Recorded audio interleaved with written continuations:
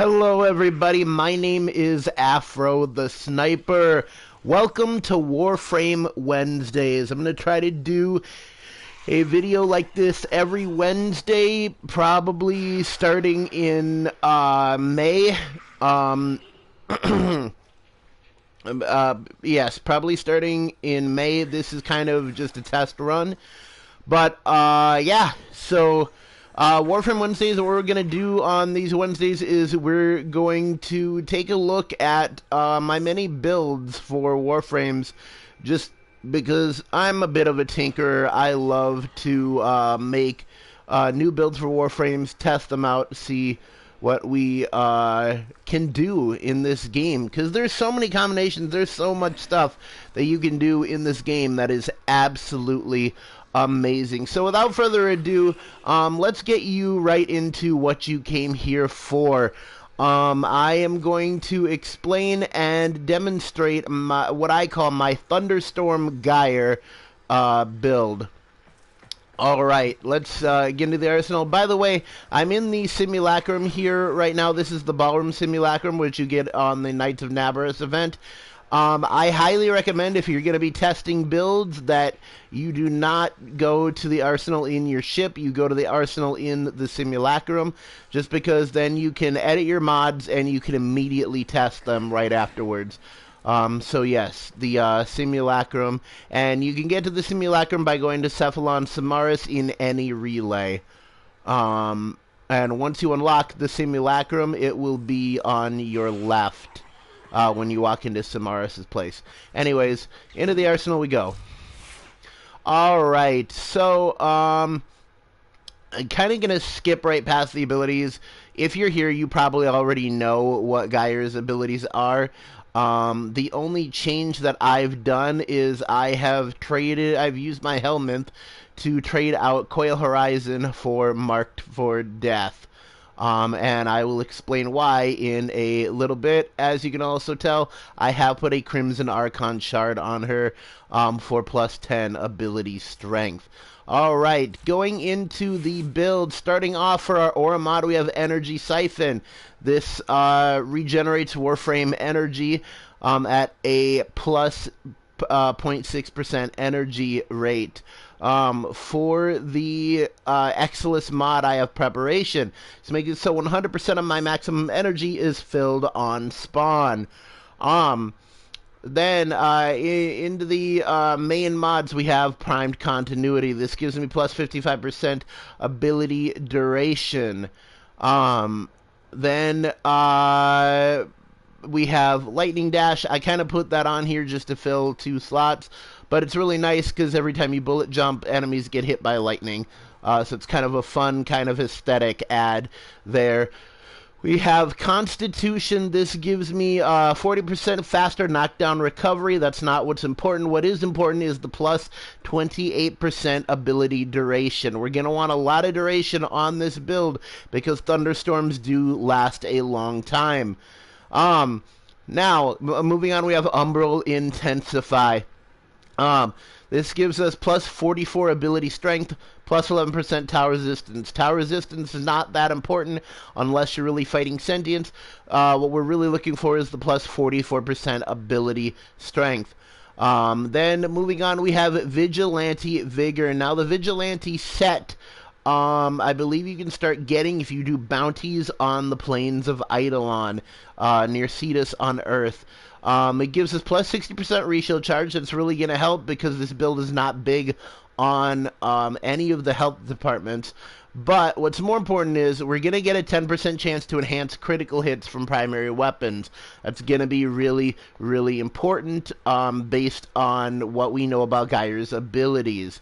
Then we have Augur Message, plus 24 ability duration, and 40% of energy spent on abilities is converted to shields. I like this. If you want to pair it with Augur Accord, it's great, because these two, Augur Message and Augur Accord, are really, really going to just keep your shields going. And that is really, really nice. And honestly, Augur Message, Augur Accord, and Vigilante Vigor would be great. Probably Fast Deflection as well. just because fast deflection makes your shield recharge that much faster. Now, moving on, we have Stretch plus 45% ability range. Some of you may be asking, why aren't you putting on Overextended, the Corrupted mod? I'm not putting on Overextended because Overextended, it's going to give us a crap ton of range, but it's going to very much hurt our ability strength, and we want ability strength on this. And now, last but certainly not least, probably the most important mod on this build is Cathode Current. This is an augment mod for Gyre's ability, Cathode Grace. And what it does is eliminating an enemy... Sorry about that. Eliminating an enemy while Cathode Grace is active will release an additional discharge from Rotor Swell with 200% damage and extend its duration by the same amount. We are talking multiple lightning strikes. And that is very, very cool. But yeah, multiple lightning strikes, and the fact that it's extending its duration means that with Cathode Current, you can create an infinite thunderstorm.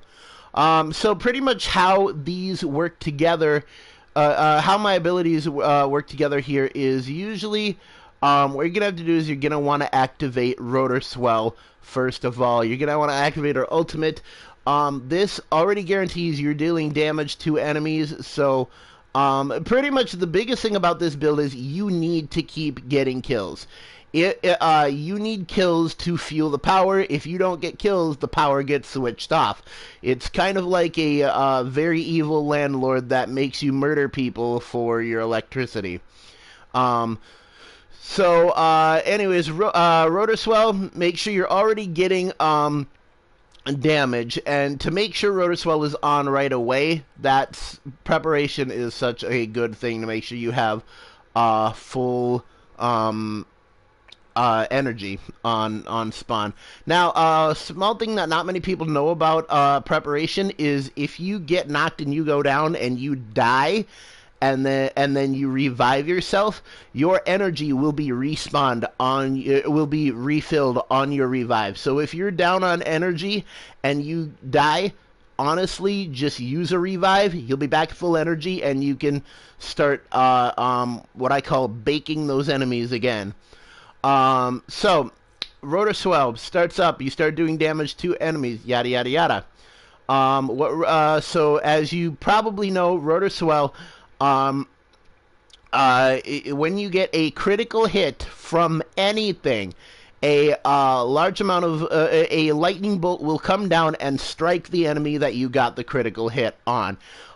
This will chain electricity to other enemies in the area based on your range, and our range on here is 14.5 meters. So every time that lightning strikes, 14.5 meters of enemies will get hit by additional lightning. So then once you have Rotor Swell going, you're gonna want to activate Cathode Grace. So every time a critical hits, lightning bolt. Cathode Grace, making sure you get more criticals, and it also is refilling your energy. So if you're ever low on energy and you can cast Cathode Grace, I'd recommend casting Cathode Grace. If when you're low, just keep in mind that if you do not get enough kills within a certain amount of time, it will hit you with a 42-second cooldown, which really, really sucks.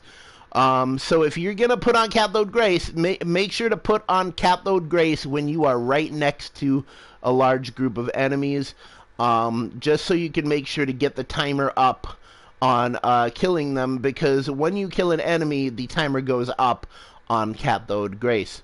So Cathode Grace and Rotor Swell working together with the Cathode Current mod, that's really what is going to run this entire show. And that's where you can get the Infinite Thunderstorm going. Now, now these two work together well, and you can continuously bake enemies, keep getting lightning strikes and stuff like that, but that's only around you. You want to block a doorway, though? You're going to want to go for her one, which is the Arc Sphere. Arc Sphere, you throw this out with Cathode Grace on, you're going to get criticals from the lightning that is hitting the enemies, and you're going to get a lot of them. So really, you are throwing out a mobile Thunderstorm here. There is so Gyre's signature gun also shoots these out. I haven't gotten that yet, but I am on my way to getting it. So if you throw this in a doorway with Cathode Grace and Rotor Swell on, what you're going to do is you're going to create a localized thunderstorm, and any enemy that walks into that ball is immediately going to get struck by lightning. And it's going to discharge out to other enemies. Now, I traded out Coil Horizon. I didn't really like Coil Horizon because I felt like all it really did was it pulled in enemies, and I wasn't really getting the shock factor that I wanted, no pun intended. So I traded it out for Marked for Death. What Marked for Death does was you stun an enemy. A portion of the next damage you deal to it will be dealt to all enemies around it. How this works well is I stun an enemy, and if they get hit by lightning, that lightning goes out to all the other enemies in a 43.5 meter range, meaning if any of those enemies gets hit for a critical on that, lightning will also strike them. And then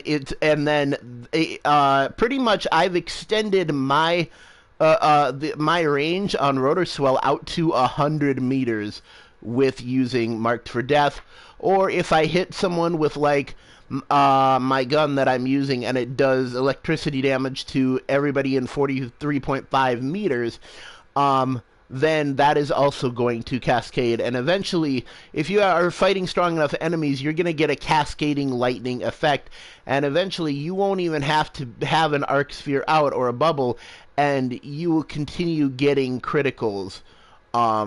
And lightning strikes. So yes. So the 43.5 meters is how far you can cast it. The explosion range is 14.5 meters. So really, we're making it a 29 rounded up to a 30 meter range on Rotor Swell's discharge there. Which is really, really nice, and that does 115% damage. And then as for the arcanes I'm using Arcane Energize. That, of course, is going to keep you in energy on an I have it at rank 2 on an energy pickup. There's a 60% chance to replenish 75 energy to myself and allies within 15 meters.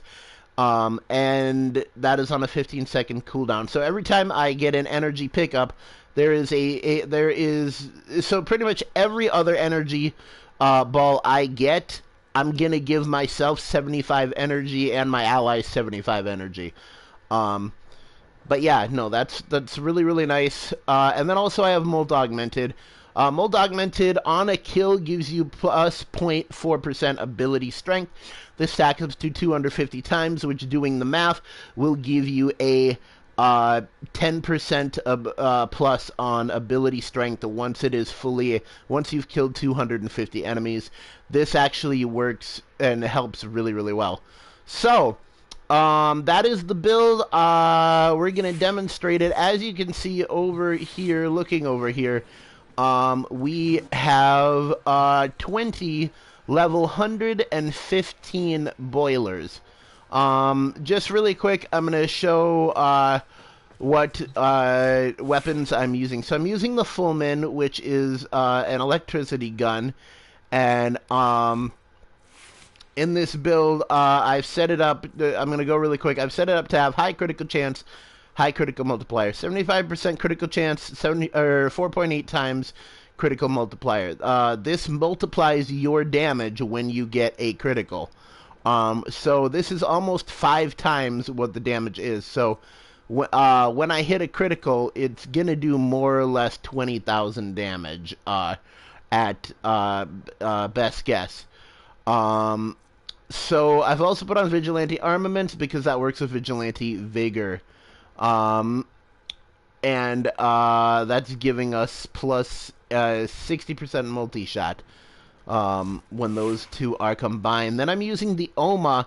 These are electrified tonfas, and pretty much just a basic thing. I'm also trying to keep the critical chance fairly high on this. It has a 5 times critical multiplier, 33% critical chance. I could probably put up the critical chance a little bit more, but we also want to have condition overload so that we get more melee damage per status type. So every time a new enemy is getting a electricity proc, this weapon is getting stronger. Okay, so that's just the weapons, and we're gonna switch this to fully auto. We don't need energy right now because I have preparation, and let's show you what this build can do. So, as I said, we are gonna start off with Rotor Swell, and then we are gonna do Cathode Grace, and now I am going to mark that enemy for death and throw an Arc Sphere at him. And look at this. Look at this absolute beauty here.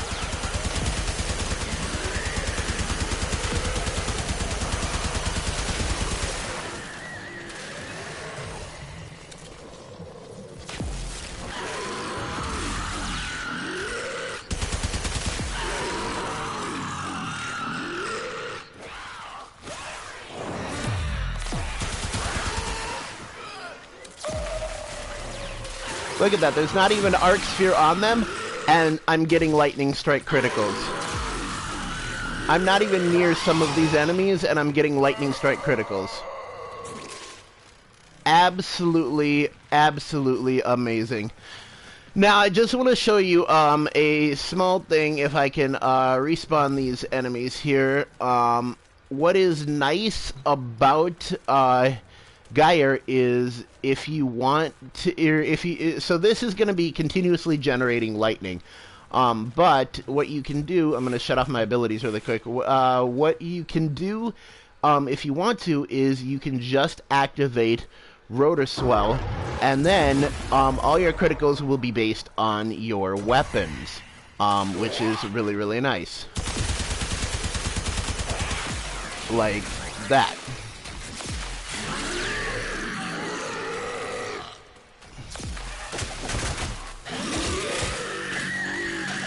Hit, hit, hit, hit. Here, I'll come up here a little bit, and look, all of our criticals are coming from our weapon hits.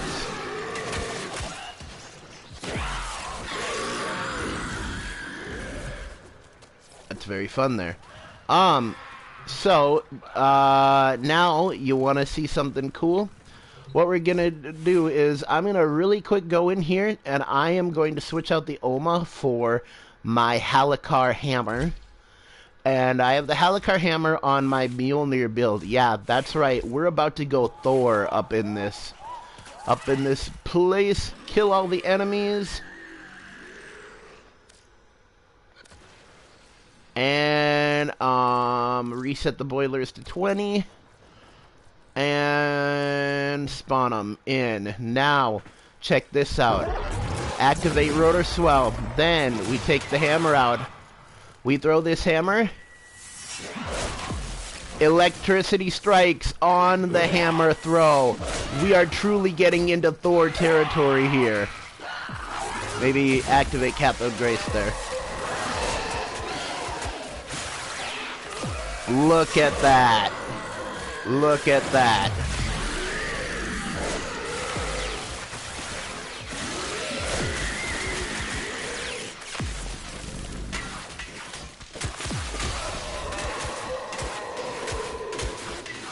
So, if you ever want to be Thor in Warframe, this is pretty much what you're going to be looking at. Alright, everybody, that's all for today. This has been my guide on Gyre. So, yeah. Make sure to check out my main channel, which is AfroX. And, yeah, that's pretty much all. So, this has been Afro the Sniper, and I'm out there looking for you.